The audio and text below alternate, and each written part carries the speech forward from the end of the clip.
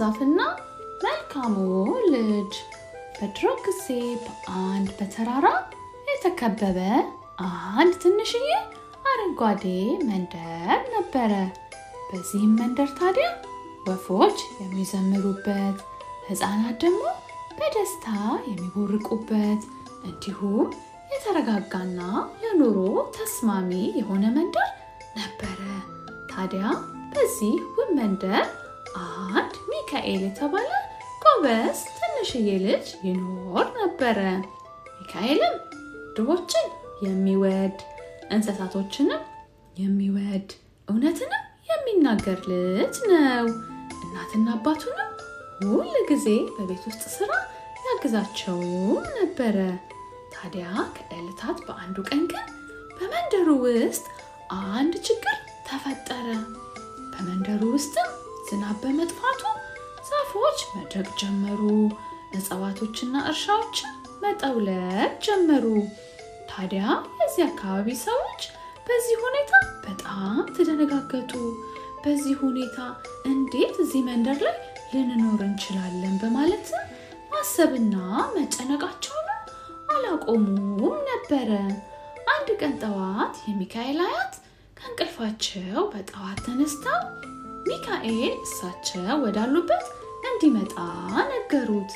ለሚካኤልም እንዲህ አሉት፣ ልጄ ከእኛ አካባቢ ራቅ ብሎ ባለ ጫካ ውስጥ አንድ አስደናቂ ዛፍ አለ ሲባል ሰምቼ ነበረ።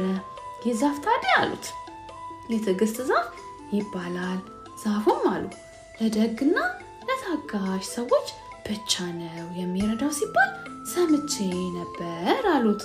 እና ታዲያ ልጄ አንተ ወደዛ ብትሄድ ምን ይመስልሃልም አሉት። ሚካኤልም ፈጠን ብሎ አያቴ አንተ አትጨነቅ፣ እኔ መንደሬን ለማዳን ስል እሄዳለሁ አለ። ልቡ ወደዛ ጫካ ለመሄድ በከፍተኛ ሁኔታ ተነሳሳ። በሚቀጥለውም ቀን ጠዋት ሚካኤል ለጉዞ የሚሆነውን ስንቅ ይዞ መንገዱን ጀመረ። መንገዱም በጣም አድካሚና ከባድ ነበር።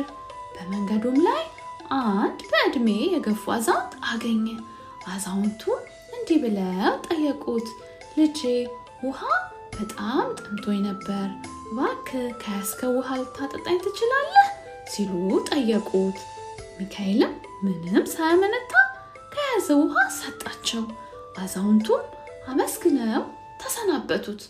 አሁንም በድጋሚ ትንሽ እንደተጓዘ ክንፎቿ ተሰብረው መብረር ያቃታት ወፍ አገኘ። ሚካኤልም ቆም ብሎ የወፏን ክንፎች ከጠገነላት በኋላ አይዞሽ፣ አትፍሪ፣ ደህና ትሆኛለሽ ብሎ ጉዞውን ቀጠለ። ከብዙ አድካሚ ጉዞ በኋላ ጫካው ጋር ደረሰ። ጫካው መሃልም አንድ በጣም ገዝፎ የሚታይ ዛፍ ተመለከተ። ወደ ዛፉም ተጠጋ። ዛፉም የሚያማምሩ ቅርንጫፎች ነበሩት። ሚካኤልም ድንገት ሳያስበው ዛፉ ተናገረ። ሚካኤልንም እንዲህ አለው፣ ትዕግስትህንና ደግነትህን አይቻለሁ፣ እኔ ምን እንድረዳ ትፈልጋለህ አለው። ሚካኤልም ፈጠን ብሎ መንደሬ እንደ ድሮ ወንዞቿ በውሃ እንዲሞሉ፣ መሬቷ ለምለም እንዲሆንልኝ እፈልጋለሁ አለው። ዛፉም ካዳመጠው በኋላ እንዲህ ሲል መለሰለት፣ አንተ ትንሽዬ ልጅ መልካም ልብ እንዳለህ ተመልክቻለሁ። ስለዚህ ወደ መንደርህ ተመለስ፣ እንዳልከው ይሁንልህ አለው። ወደ መንደርህም ስትመለስ አለው መንደርህ ለምልሙ፣ የደረቁትም ወንዞች በውሃ ተሞልተው ታገኛቸዋለህም አለው። ሚካኤልም ዛፉን አመስግኖ የመንደሩን ወደ ድሮ መመለስ ለማየት በመጓጓት ጉዞውን ጀመረ። መንደሩ ጋም ሲደርስ ዛፉ እንዳለው ሆኖ አገኘው። የመንደሩ ሰዎችም በሚካኤል በጣም ተደሰቱ። ከዛን ጊዜ በኋላ በዛ መንደር እንደዛ አይነት ነገር ተከስቶ አያውቅም ነበረ።